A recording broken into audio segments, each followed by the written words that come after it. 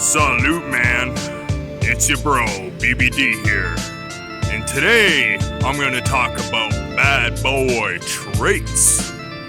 Are you really a bad boy?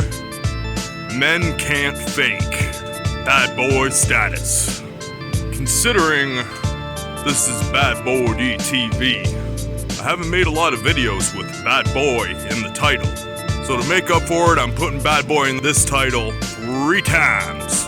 This one should be good. Let's chop it up. Stay tuned, and let's start the show. BadBoyD TV. You don't need cookie cutter tattoos on your arms and forearms to be a bad boy. No diss to you if you already have them, but you don't require them to be a bad boy. Shout out to Lenny from the Delray Misfits for dissing all the cookie cutters with the forearm tattoos. It's a comedic old fitness channel. Dude had the biggest roid belly in the history of the planet. It's true though, women love the tattoos, the forearm tattoos, but it's not the quality type of woman that you want to attract unless you just want to smash one night. Yeah, cookie cutter tattoos are pretty common nowadays, so you definitely don't require those. One of the best bad boy traits is simply being disagreeable.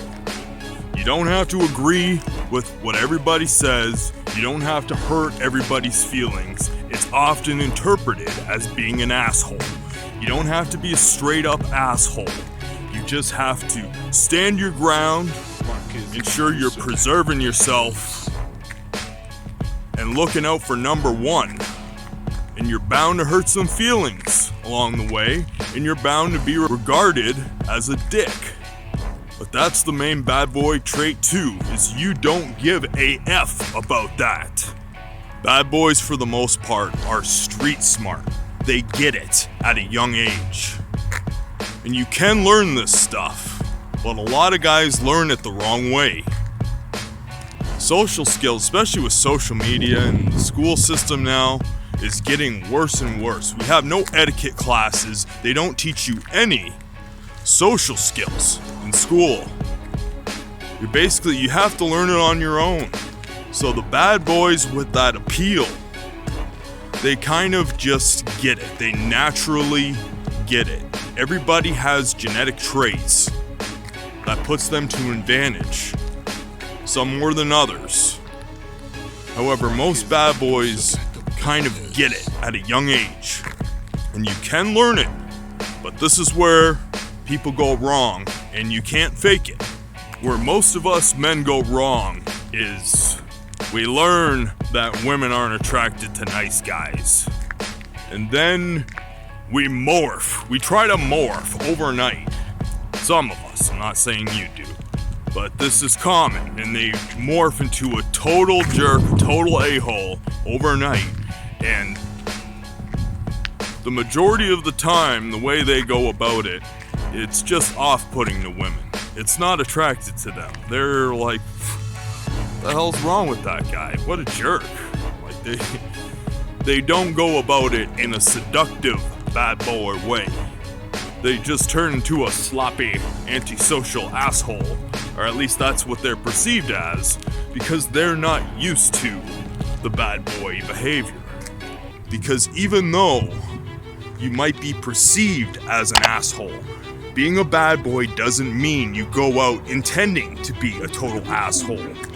I've said it before and I'll say it again. Being a bad boy is about being kind, not nice. You should be empathetic. You should care about others, but you put yourself as a top priority and you don't give a crap if anybody's butthurt about it. But you do have some decency inside you. You are just 110% real and authentic. Because the bad boy has a lot to do with sex appeal. Yes, the bad boy has sex appeal. That's what it's mostly about. women can sense that you're not the type to be apologetic and docile in the bedroom. A lot of these fake bad boys will act like a jerk, and some of them might get that part right. Maybe they'll attract some insecure broads with daddy issues, approval-seeking daddy issues. But they don't have it in them. They don't have it in their heart.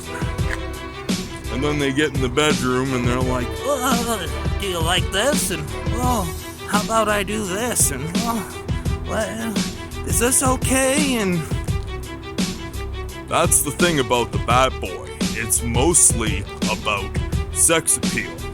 The women will intuitively know that in your mannerism and your unapologetic nature, that you're the type that takes charge in life and will take charge in the bedroom. Not afraid to pull some hair and direct traffic and take the female bull by the horns. The unicorn by the ponytail. Y'all know what I mean. The nice guys who struggle to have that authentic bad boy appeal tend to be too conscientious and overthink things too much.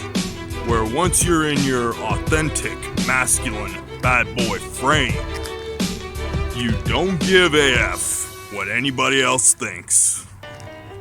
If you legit hurt somebody's feelings, you will sincerely apologize out of the kindness of your heart. And it will mean more to them when you do, because you're not overly apologetic. You only apologize when you feel you were truly in the wrong, and that will mean a hell of a lot more to that person when you do apologize. Because the bad boy tells the truth. He don't lie to people, and that's why he gets respect and admiration from both men and women. Because the bad boy isn't a bad person. He just doesn't fit the cookie cutter mold of this SOYciety.